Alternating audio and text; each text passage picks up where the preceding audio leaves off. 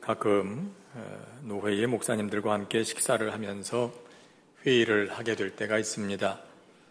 어느 날 아침이었습니다. 토스터에 빵을 넣고 구웠는데 토스터에서 나온 빵이 잘 익지를 않았습니다. 그래서 다시 넣고 구우려는데 빵의 다른 한쪽이 눈에 들어왔습니다. 다른 쪽은 알맞게 노릇노릇 잘 구워져 있는 겁니다. 아차, 이거 또 구웠다가는 멀쩡한 빵을 태울 뻔했구나. 그런 생각이 들었습니다. 그리고 이런 생각이 이어서 떠오릅니다. 하나만 알고 둘은 모르고 사는 게 우리의 모습이 아닐까. 뒤집어 볼 생각도 하지 않고 그냥 한쪽 면만 보고 덜 익었구나. 그렇게 생각하는 게 꼭 우리의 모습인 것 같다는 생각을 해보았습니다. 여러분 그렇지 않습니까? 우리가 보고 있는 쪽이 흰색이면 전부 하얗다고 생각하고 검으면 전부 검다 그렇게 생각하곤 합니다. 다른 쪽에는 또 다른 색깔이 있을지도 모른다는 생각을 좀처럼 하지 못하고 살아가곤 합니다. 그리스 로마 신화에 이런 얘기가 있죠. 아테네의 왕자 테세우스가 저들을 괴롭히는 미노타우루스라는 괴물을 죽이기 위해서 배를 타고 크레타로 떠납니다. 그리고 아버지인 아이게우스와 약속을 합니다. 괴물을 죽이고 돌아오면 흰 돛을 달고 돌아오겠다고 말입니다. 그런데 이 테세우스가 괴물을 죽이러 갔다가 공주와 사랑에 빠지게 되고 그 공주의 도움으로 괴물을 죽이고 공주와 함께 배를 타고 돌아오게 됩니다. 그런데 그만 아버지와의 약속을 잊어버리고 말았습니다. 돛을 흰색으로 바꿔다는 걸 잊어버린 채 까만 돛을 그대로 달고 돌아옵니다. 괴물을 죽인 승리감에 도취되어서였을까요? 아니면 공주와의 사랑에 눈이 멀어서였을까요? 어쨌든 검은 돛을 그대로 달고 돌아오는데 멀리 절벽에서 아들을 기다리던 아버지 아이게우스의 눈에 검은 돛을 달고 오는 배가 들어옵니다. 아버지는 생각합니다. 아들이 죽었구나. 그리고는 실망한 그는 그 절벽에서 뛰어내려 스스로 목숨을 끊습니다. 그래서 아버지 아이게우스의 이름을 따서 그가 빠진 바다의 이름을 오늘도 에게해라고 부른다는 그런 얘기죠. 자, 이 신화에 대해서 여러 가지 해석이 있겠습니다만은 이런 생각을 해보게 됩니다. 아이게우스 왕이 왜 좀 더 다른 가능성에 대해서는 생각해보지 못했을까? 검은 돛을 달고 올 수밖에 없은 무슨 이유가 있겠지. 흰 돛이 찢어졌든지 아니면 혹은 흰 돛이 검게 물들었든지 아니면 너무 바삐 돌아오느라 잊어버렸든지 여러 가지 가능성이 있지 않았겠습니까? 혹 이것도 저것도 잘 모르겠다면 이 배가 돌아올 때까지 기다렸다가 사실 여부를 확인해 볼 수도 있지 않았을까? 그런 안타까운 생각도 해보게 됩니다. 만일 그랬다면 아들도 보고 괴물을 죽인 승전보도 듣고 아름다운 며느리도 볼 수 있지 않았을까? 그런데 눈에 보이는 검은색 돛만 생각하고 아들이 죽었구나, 이 한 가지 생각밖에 하지 못했던 거지요. 여러분, 우리 인생도 그렇지 않겠습니까? 늘 좋은 일만 있으면야 얼마나 좋겠습니까? 하지만 그렇지 못한 게 우리의 인생이지요.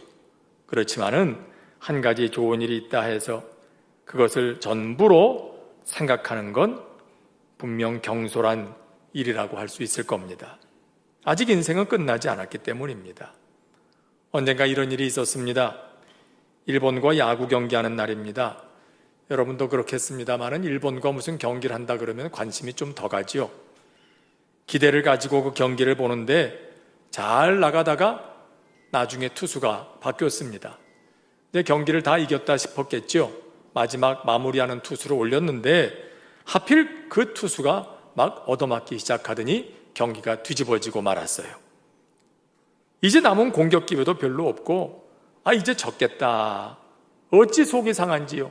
그래가지고 홧김에 그냥 텔레비 끄고 들어가서 자버렸습니다. 근데 다음날 아침 뉴스를 보니까 난리가 났어요. 우리가 마지막에 역전해서 이겼다는 겁니다. 얼마나 아쉬웠는지 말입니다. 그 장면을 봤어야 되는데 그걸 못 봤으니 나는 그날 경기를 본 것도 아니다. 이런 생각에 얼마나 또 속이 상했는지요. 여러분, 야구만 그렇겠습니까? 우리 인생도 그렇죠. 끝까지 가봐야 알지 도중에 벌어지는 이런저런 일 놓고는 알 수가 없는 거예요. 어쩌면 바울처럼 그런 경험을 많이 한 사람도 드물 겁니다. 바울이 유대교 랍비였을 때 그는 누구보다도 성공한 사람이었습니다.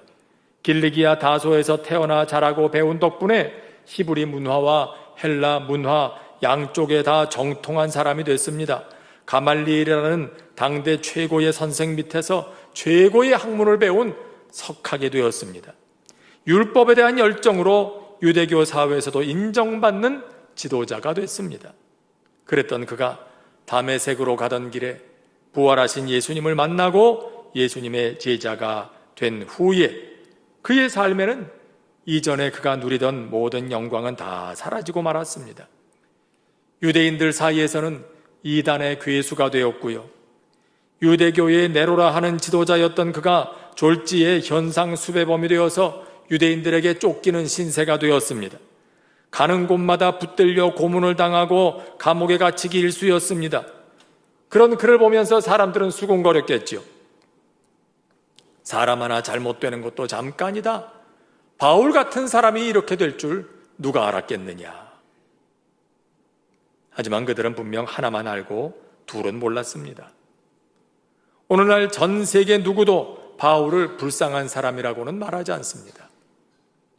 오히려 세계 역사에 가장 큰 영향을 끼친 사람을 꼽으라면 단연 예수님 다음으로 사도 바울을 꼽습니다.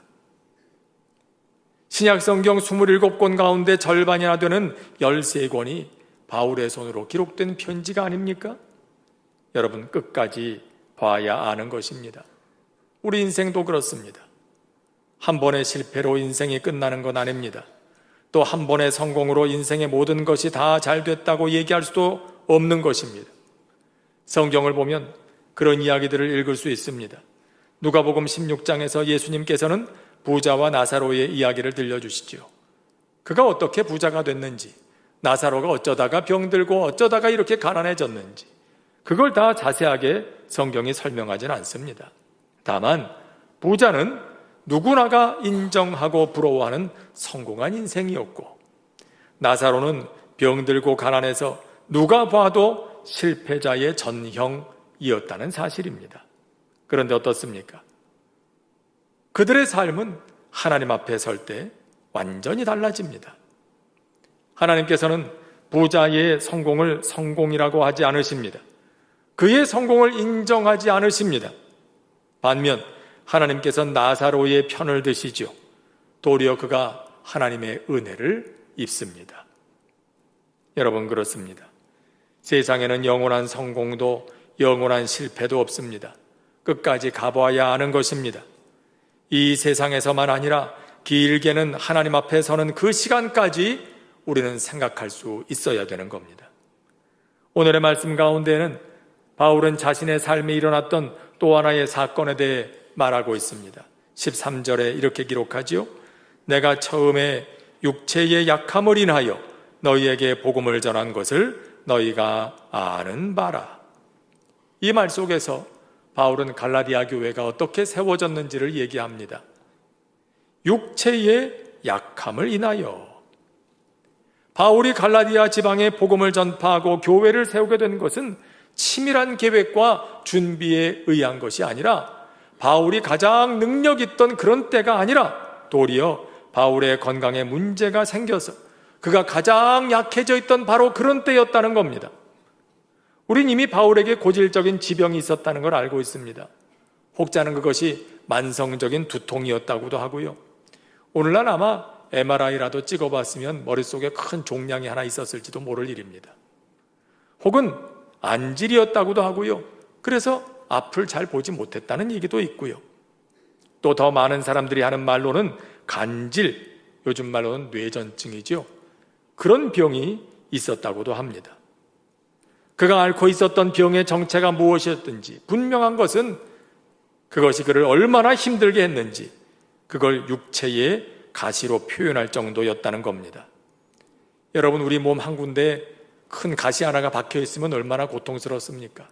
아주 작은 가시가 발바닥에 하나 박혀도 우리는 그 발을 바닥에 잘 대지도 못하고 디딜 때마다 따갑고 아파서 힘들죠. 그런데 바울은 그 몸에 큰 가시 하나가 박혀 있어서 움직일 때마다 쿡쿡 찔러대는 그런 고통을 겪었다는 얘기입니다. 더 나아가서 바울은 이것을 아예 사단의 사자라고까지 불렀습니다. 이건 마귀다. 그렇지 않고야 이렇게 고통스러울 수가 없다. 그런 얘기였던 거죠.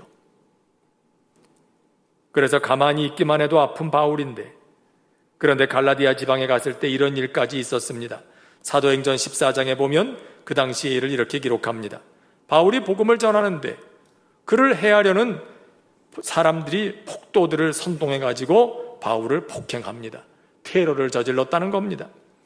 여러분, 그 당시에 유대교의 등을 돌리고 복음을, 예수 그리스도의 부활을 전하는 이 바울을 눈에 가시처럼 생각했던 유대인들이 암살단을 구성해가지고 탁을 보냈어요.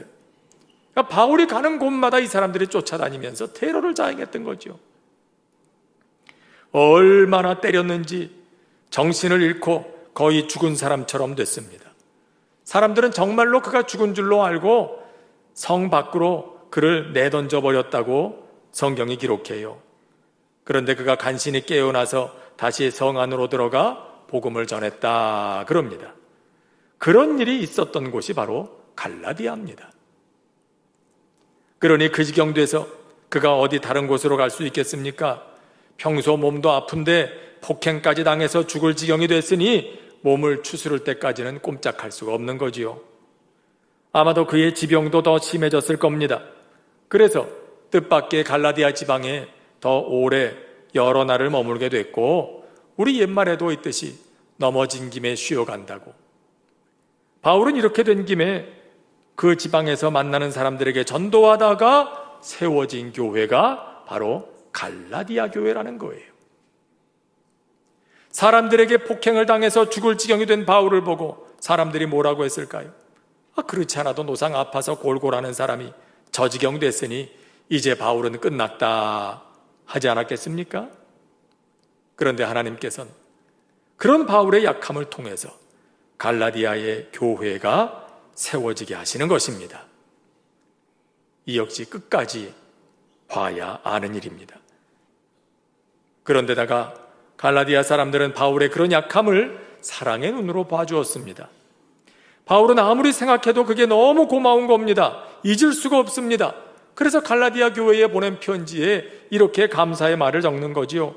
너희를 시험하는 것이 내 육체에 있으되 이것을 너희가 업신여기지도 아니하며 버리지도 아니하고 오직 나를 하나님의 천사와 같이 또는 그리스도 예수와 같이 영접하였도다. 여러분, 이 얼마나 아름다운 모습입니까?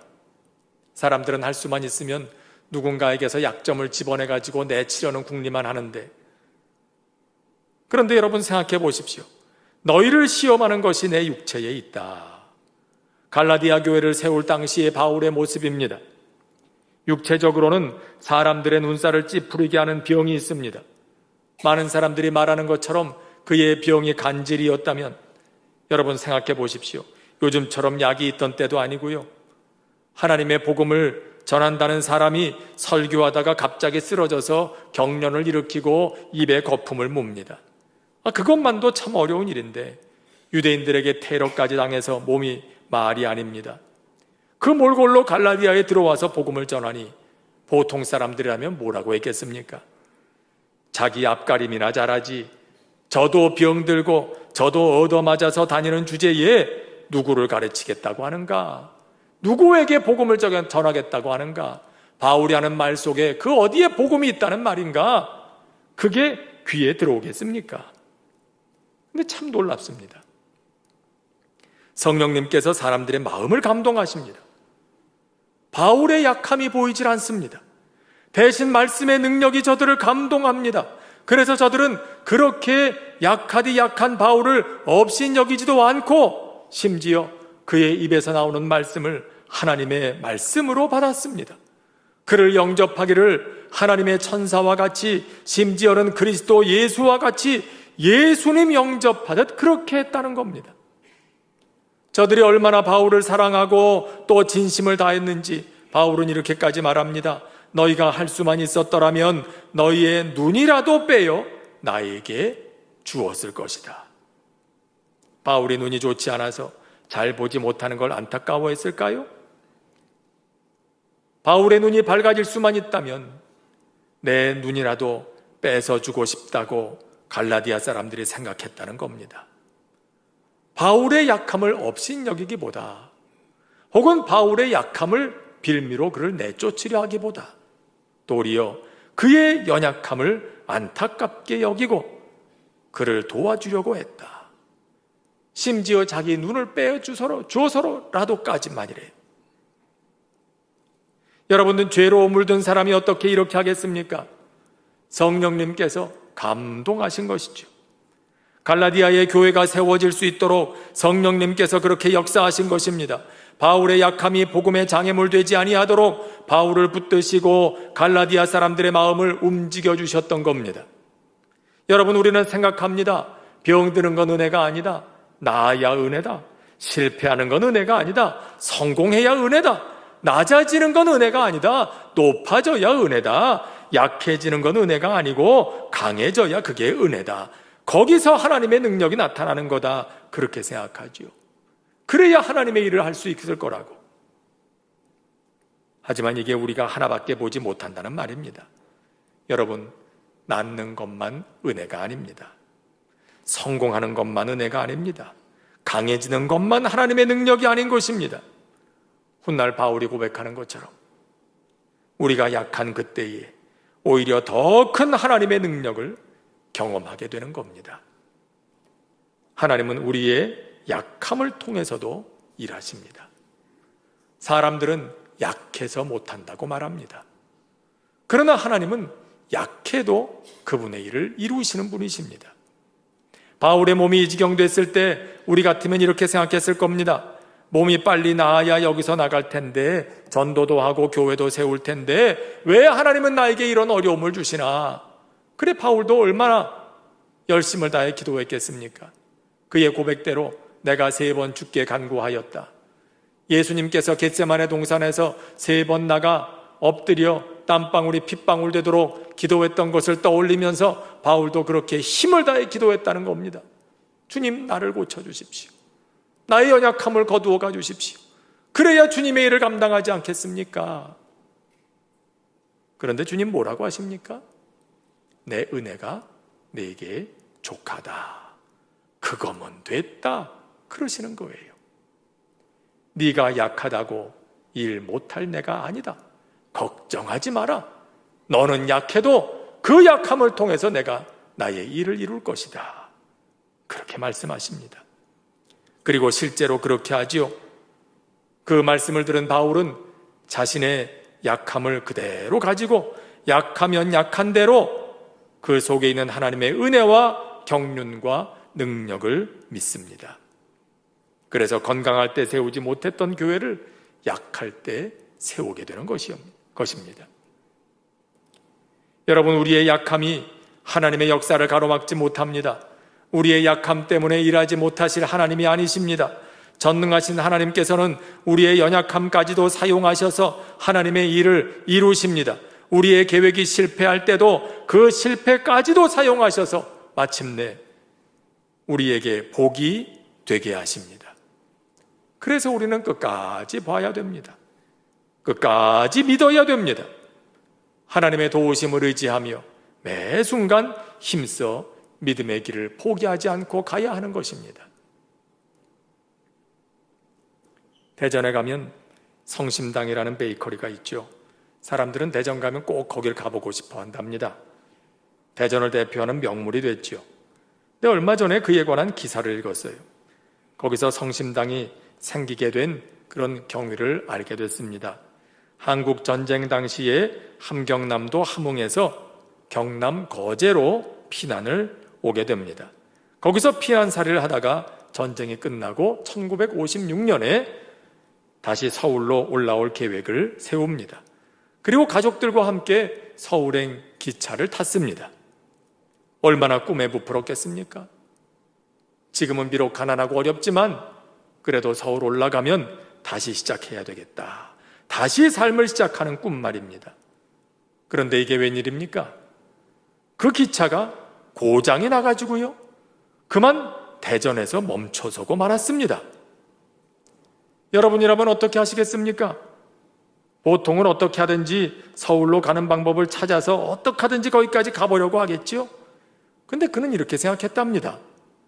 고향을 떠나온 내게 서울이나 대전이나 객지이기는 마찬가지다. 서울로 갈 수 없다면 대전에서 해보자. 그리고 인근에서 밀가루를 받아다가 단팥빵을 만들어 팔기 시작했습니다. 그게 성심당의 시작이었답니다. 여러분, 때로는 우리의 계획이 실패할 때가 있어요. 서울 가려고 계획했는데 대전에서 멈춰설 때가 있어요. 우리 인생의 기차가 우리 꿈을 이루는 그 지점까지 달려가지 못하고 중간에 멈춰서는 것 같은 느낌을 받을 때가 있단 말입니다. 하지만 어쩌면 그 자리에서 하나님의 새로운 역사가 시작되고 있지는 않을까요? 오늘 하나님께서는 바울을 통해서 말씀하십니다. 내가 처음에 육체의 약함으로 말미암아 너희에게 복음을 전한 것을 너희가 아는 바라. 세상의 눈으로 볼 때 바울의 육체의 약함은 꿈의 좌절이요 인생의 실패였을지 모릅니다. 그런데 하나님께서는 도리어 그 약함을 통하여 하나님의 일을 이루셨습니다. 우리가 강할 때 이런 일이 이루어졌다면 내가 잘나서 그랬다고 교만하겠죠. 하지만 약한 그때에 이러한 역사가 있다면 하나님이 하셨다고 고백하며 그분의 이름을 찬양하게 되겠죠. 오늘도 하나님께서는 여러 가지 약함을 가지고 살아가는 우리에게도 그렇게 하시겠다고 하십니다. 성령님께서는 우리 눈을 여셔서 우리의 약함 속에서도 여전히 역사하시는 하나님을 보게 하십니다. 그 믿음으로 오늘도 하나님께서 이루어 가시는 복된 역사에 참여하는 우리 모두가 될 수 있기를 주의 이름으로 축원합니다. 기도드리겠습니다. 은혜로우신 하나님 아버지, 연약한 우리들은 약해서 못한다고 하고 낮아서 힘들다고 말합니다. 그러나 하나님께서는 우리의 약함을 통해서도 우리의 낮아짐을 통해서도 놀라운 역사를 이루시는 전능하신 분이심을 고백합니다. 넘어짐에 실망하지 아니하고 주님께서 이루어 주시는 그 일을 기대하며 오늘도 믿음의 역사를 힘써 감당해 나가는 저희들이 될 수 있도록 우리에게 은혜 베풀어 주시옵소서. 예수님의 이름으로 기도합니다. 아멘. 아마도 그의 지병도 더 심해졌을 겁니다. 그래서 뜻밖의 갈라디아 지방에 더 오래 여러 날을 머물게 됐고 우리 옛말에도 있듯이 넘어진 김에 쉬어간다고. 바울은 이렇게 된 김에 그 지방에서 만나는 사람들에게 전도하다가 세워진 교회가 바로 갈라디아 교회라는 거예요. 사람들에게 폭행을 당해서 죽을 지경이 된 바울을 보고 사람들이 뭐라고 했을까요? 그렇지 않아도 노상 아파서 골골하는 사람이 저 지경 됐으니 이제 바울은 끝났다 하지 않았겠습니까? 그런데 하나님께서는 그런 바울의 약함을 통해서 갈라디아의 교회가 세워지게 하시는 것입니다. 이 역시 끝까지 봐야 아는 일입니다. 그런데다가 갈라디아 사람들은 바울의 그런 약함을 사랑의 눈으로 봐주었습니다. 바울은 아무리 생각해도 그게 너무 고마운 겁니다. 잊을 수가 없습니다. 그래서 갈라디아 교회에 보낸 편지에 이렇게 감사의 말을 적는 거지요.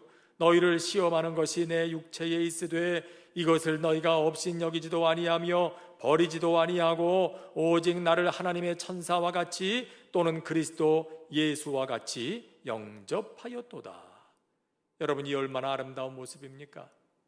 사람들은 할 수만 있으면 누군가에게서 약점을 집어내가지고 내치려는 궁리만 하는데, 그런데 여러분 생각해 보십시오. 너희를 시험하는 것이 내 육체에 있다. 갈라디아 교회를 세울 당시의 바울의 모습입니다.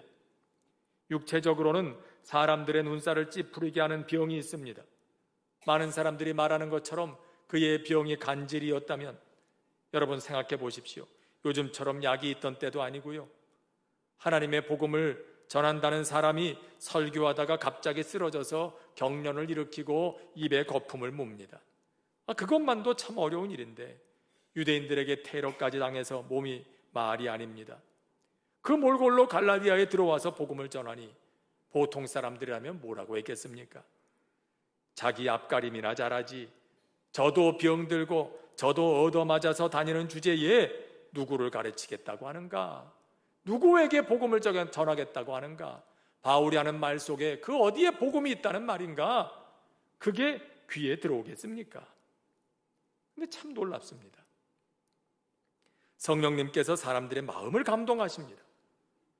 바울의 약함이 보이질 않습니다. 대신 말씀의 능력이 저들을 감동합니다. 그래서 저들은 그렇게 약하디 약한 바울을 업신여기지도 않고 심지어 그의 입에서 나오는 말씀을 하나님의 말씀으로 받았습니다. 그를 영접하기를 하나님의 천사와 같이, 심지어는 그리스도 예수와 같이 예수님 영접하듯 그렇게 했다는 겁니다. 저들이 얼마나 바울을 사랑하고 또 진심을 다했는지 바울은 이렇게까지 말합니다. 너희가 할 수만 있었더라면 너희의 눈이라도 빼어 나에게 주었을 것이다. 바울이 눈이 좋지 않아서 잘 보지 못하는 걸 안타까워했을까요? 바울의 눈이 밝아질 수만 있다면 내 눈이라도 뺏어주고 싶다고 갈라디아 사람들이 생각했다는 겁니다. 바울의 약함을 업신여기기보다 혹은 바울의 약함을 빌미로 그를 내쫓으려 하기보다 도리어 그의 연약함을 안타깝게 여기고 그를 도와주려고 했다. 심지어 자기 눈을 빼주어서라도까지 만이래요. 여러분은 죄로 물든 사람이 어떻게 이렇게 하겠습니까? 성령님께서 감동하신 것이죠. 갈라디아의 교회가 세워질 수 있도록 성령님께서 그렇게 역사하신 것입니다. 바울의 약함이 복음의 장애물 되지 아니하도록 바울을 붙드시고 갈라디아 사람들의 마음을 움직여 주셨던 겁니다. 여러분, 우리는 생각합니다. 병드는 건 은혜가 아니다. 나아야 은혜다. 실패하는 건 은혜가 아니다. 성공해야 은혜다. 낮아지는 건 은혜가 아니다. 높아져야 은혜다. 약해지는 건 은혜가 아니고 강해져야 그게 은혜다. 거기서 하나님의 능력이 나타나는 거다. 그렇게 생각하죠. 그래야 하나님의 일을 할 수 있을 거라고. 하지만 이게 우리가 하나밖에 보지 못한다는 말입니다. 여러분, 낫는 것만 은혜가 아닙니다. 성공하는 것만 은혜가 아닙니다. 강해지는 것만 하나님의 능력이 아닌 것입니다. 훗날 바울이 고백하는 것처럼 우리가 약한 그때에 오히려 더 큰 하나님의 능력을 경험하게 되는 겁니다. 하나님은 우리의 약함을 통해서도 일하십니다. 사람들은 약해서 못한다고 말합니다. 그러나 하나님은 약해도 그분의 일을 이루시는 분이십니다. 바울의 몸이 이 지경 됐을 때 우리 같으면 이렇게 생각했을 겁니다. 몸이 빨리 나아야 여기서 나갈 텐데, 전도도 하고 교회도 세울 텐데 왜 하나님은 나에게 이런 어려움을 주시나? 그래, 바울도 얼마나 열심을 다해 기도했겠습니까? 그의 고백대로 내가 3번 죽게 간구하였다. 예수님께서 겟세마네 동산에서 3번 나가 엎드려 땀방울이 핏방울 되도록 기도했던 것을 떠올리면서 바울도 그렇게 힘을 다해 기도했다는 겁니다. 주님, 나를 고쳐주십시오. 나의 연약함을 거두어 가주십시오. 그래야 주님의 일을 감당하지 않겠습니까? 그런데 주님 뭐라고 하십니까? 내 은혜가 내게 족하다. 그거면 됐다. 그러시는 거예요. 네가 약하다고 일 못할 내가 아니다. 걱정하지 마라. 너는 약해도 그 약함을 통해서 내가 나의 일을 이룰 것이다. 그렇게 말씀하십니다. 그리고 실제로 그렇게 하지요. 그 말씀을 들은 바울은 자신의 약함을 그대로 가지고 약하면 약한 대로 그 속에 있는 하나님의 은혜와 경륜과 능력을 믿습니다. 그래서 건강할 때 세우지 못했던 교회를 약할 때 세우게 되는 것이옵니다. 것입니다. 여러분, 우리의 약함이 하나님의 역사를 가로막지 못합니다. 우리의 약함 때문에 일하지 못하실 하나님이 아니십니다. 전능하신 하나님께서는 우리의 연약함까지도 사용하셔서 하나님의 일을 이루십니다. 우리의 계획이 실패할 때도 그 실패까지도 사용하셔서 마침내 우리에게 복이 되게 하십니다. 그래서 우리는 끝까지 봐야 됩니다. 끝까지 믿어야 됩니다. 하나님의 도우심을 의지하며 매 순간 힘써 믿음의 길을 포기하지 않고 가야 하는 것입니다. 대전에 가면 성심당이라는 베이커리가 있죠. 사람들은 대전 가면 꼭 거길 가보고 싶어 한답니다. 대전을 대표하는 명물이 됐죠. 근데 얼마 전에 그에 관한 기사를 읽었어요. 거기서 성심당이 생기게 된 그런 경위를 알게 됐습니다. 한국 전쟁 당시에 함경남도 함흥에서 경남 거제로 피난을 오게 됩니다. 거기서 피난살이를 하다가 전쟁이 끝나고 1956년에 다시 서울로 올라올 계획을 세웁니다. 그리고 가족들과 함께 서울행 기차를 탔습니다. 얼마나 꿈에 부풀었겠습니까?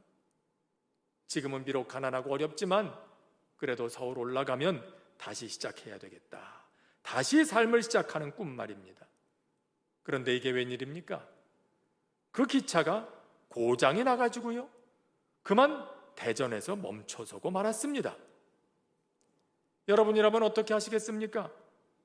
보통은 어떻게 하든지 서울로 가는 방법을 찾아서 어떻게 하든지 거기까지 가보려고 하겠지요. 근데 그는 이렇게 생각했답니다. 고향을 떠나온 내게 서울이나 대전이나 객지이기는 마찬가지다. 서울로 갈 수 없다면 대전에서 해보자. 그리고 인근에서 밀가루를 받아다가 단팥빵을 만들어 팔기 시작했습니다. 그게 성심당의 시작이었답니다. 여러분, 때로는 우리의 계획이 실패할 때가 있어요. 서울 가려고 계획했는데 대전에서 멈춰설 때가 있어요. 우리 인생의 기차가 우리 꿈을 이루는 그 지점까지 달려가지 못하고 중간에 멈춰서는 것 같은 느낌을 받을 때가 있단 말입니다. 하지만 어쩌면 그 자리에서 하나님의 새로운 역사가 시작되고 있지는 않을까요? 오늘 하나님께서는 바울을 통해서 말씀하십니다. 내가 처음에 육체의 약함으로 말미암아 너희에게 복음을 전한 것을 너희가 아는 바라. 세상의 눈으로 볼 때 바울의 육체의 약함은 꿈의 좌절이요 인생의 실패였을지 모릅니다. 그런데 하나님께서는 도리어 그 약함을 통하여 하나님의 일을 이루셨습니다. 우리가 강할 때 이런 일이 이루어졌다면 내가 잘나서 그랬다고 교만하겠죠. 하지만 약한 그때에 이러한 역사가 있다면 하나님이 하셨다고 고백하며 그분의 이름을 찬양하게 되겠죠. 오늘도 하나님께서는 여러 가지 약함을 가지고 살아가는 우리에게도 그렇게 하시겠다고 하십니다. 성령님께서는 우리 눈을 여셔서 우리의 약함 속에서도 여전히 역사하시는 하나님을 보게 하십니다. 그 믿음으로 오늘도 하나님께서 이루어 가시는 복된 역사에 참여하는 우리 모두가 될 수 있기를 주의 이름으로 축원합니다. 기도드리겠습니다. 은혜로우신 하나님 아버지, 연약한 우리들은 약해서 못한다고 하고 낮아서 힘들다고 말합니다. 그러나 하나님께서는 우리의 약함을 통해서도 우리의 낮아짐을 통해서도 놀라운 역사를 이루시는 전능하신 분이심을 고백합니다. 넘어짐에 실망하지 아니하고 주님께서 이루어 주시는 그 일을 기대하며 오늘도 믿음의 역사를 힘써 감당해 나가는 저희들이 될 수 있도록 우리에게 은혜 베풀어 주시옵소서. 예수님의 이름으로 기도합니다. 아멘. 오늘 주신 말씀 생각하면서 다 함께 찬송가 384장 기도하는 마음으로 함께 부르시겠습니다.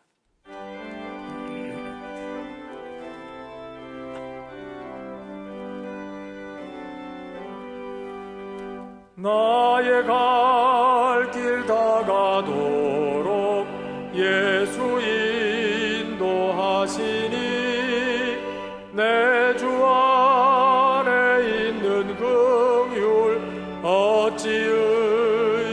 말이요 믿음으로 사는 자는 하늘 위로 받겠네.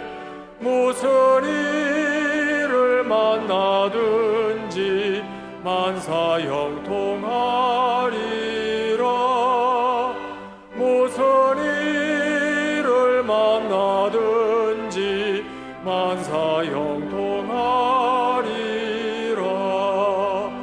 나의 갈 길 다가도록 예수 인도하시니 어려운 일 당한 때도 족한 은혜 주시네.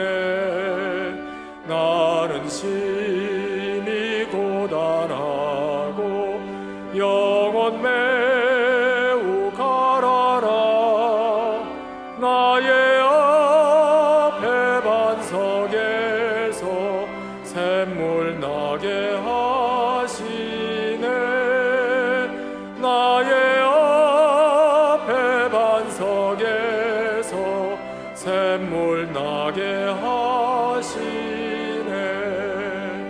나의 갈 길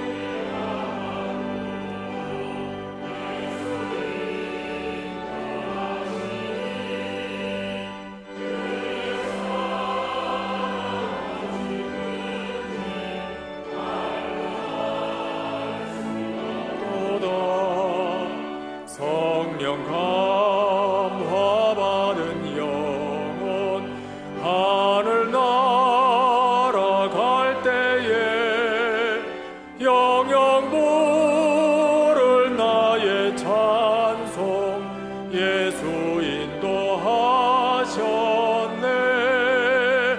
영영 부를 나의 찬송 예수 인도하셨네.